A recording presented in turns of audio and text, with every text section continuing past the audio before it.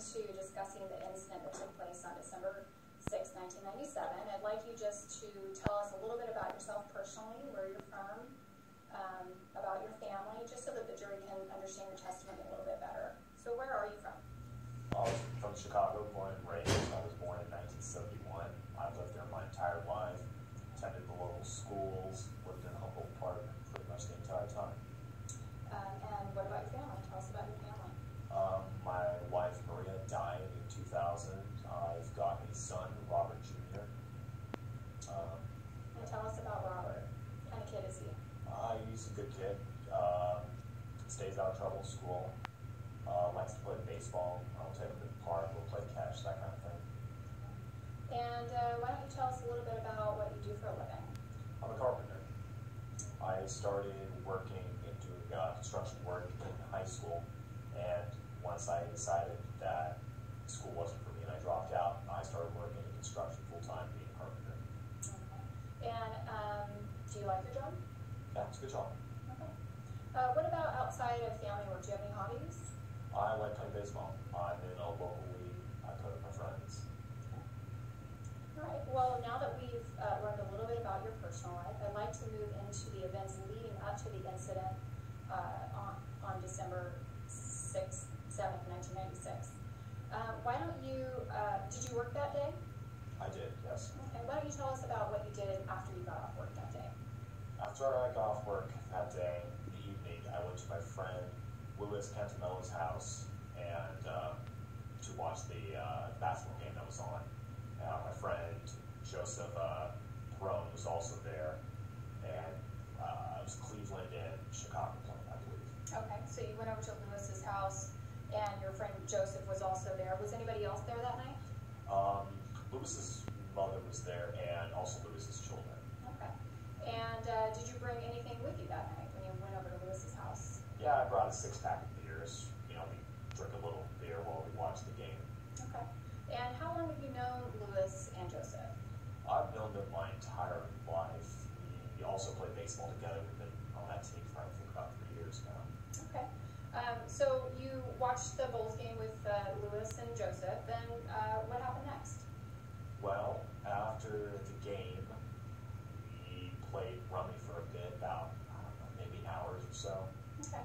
And about how long would you say the game lasted that night? About maybe 2.5 to 3 hours, roughly. Okay. And then about how long would you say you played cards that night? About an hour, maybe. Okay. So you were at Lewis's house for roughly 3 to 4 hours, it sounds like. How much had you had to drink that night while you were at Lewis's house? About 2 or 3 beers, maybe. All right. And what did you guys do after you were finished playing cards? We went out to one of the local bars. It was about 11:45, maybe.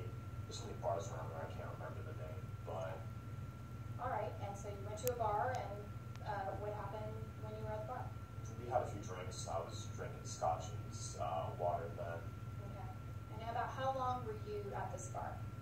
About maybe close to 2 hours, maybe. And how many drinks do you think you had while you were at this bar?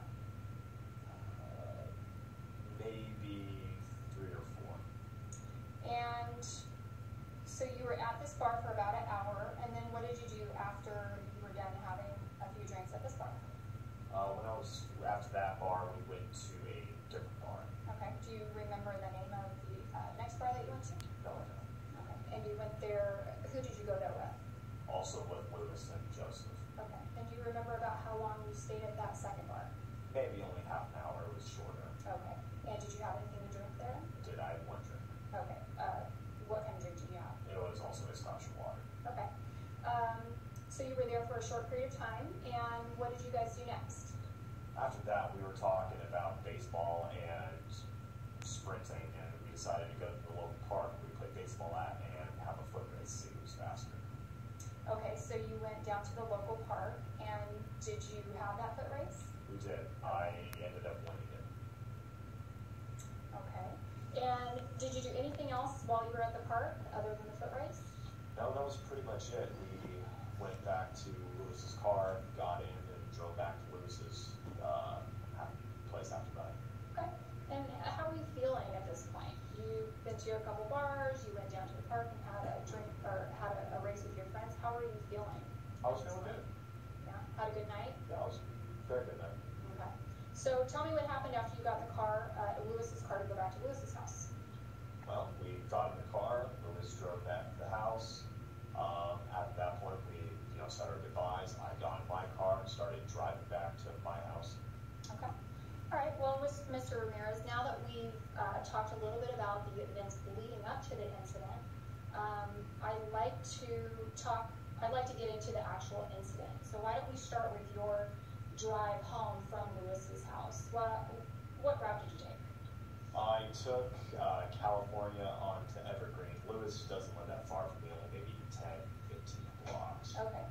Let me back up a little bit. So you're from the Humboldt Park area? I am, yes. And are you then are you very familiar with the Humboldt Park area? I would say so, yes. Okay. Your Honor, leave to approach the witness with plaintiff's exhibit number 1. You may approach. I'm now showing you plaintiff's exhibit number 1. Do you recognize it? I do. Or what is it?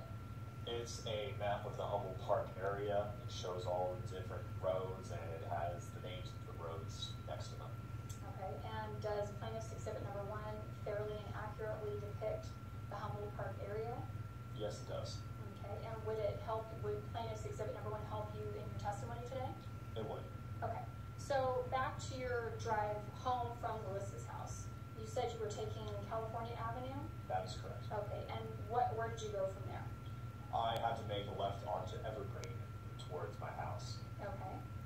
And what happened next? Did anything out of the ordinary happen? Yeah, there was a car that was rolling extremely slow in front of me. It was going maybe 5, 10 miles an hour in a 25. In a 25? Correct. And was there anything unusual about this car other than how fast or how slow it was going? Not really. It was a pretty nondescript car. I think it might have been some make of a Chevy. It was a kind of a drab brown or a green color. It's kind of hard to tell because it was night. It was just very nondescript. Okay. How was the lighting that night? It was pretty dark out. And what was your reaction to now being behind this car that was going so slow? Well, it was a little unusual, but it wasn't bad at that point. It got weirder when I started trying to pass. I would put on my left signal, then move to the left to try to get around the car. And the car would immediately just move in front of me and cut me off. So then I would move back in lane behind it. I tried to pass a second time, and then he repeated the same thing and cut me off again. So he's only going 5 to 10 miles an hour, but he's continually cutting me off, and I'm trying to pass, and I'm just signaling normally. At that point, did you have any idea why the car in front of you was not allowing you to pass? I had no clue at all. Did it seem like the car in front of you was doing that intentionally to stop you from passing? It definitely was. And so how did you feel when you were being stopped from passing this vehicle? I was getting pretty irritated.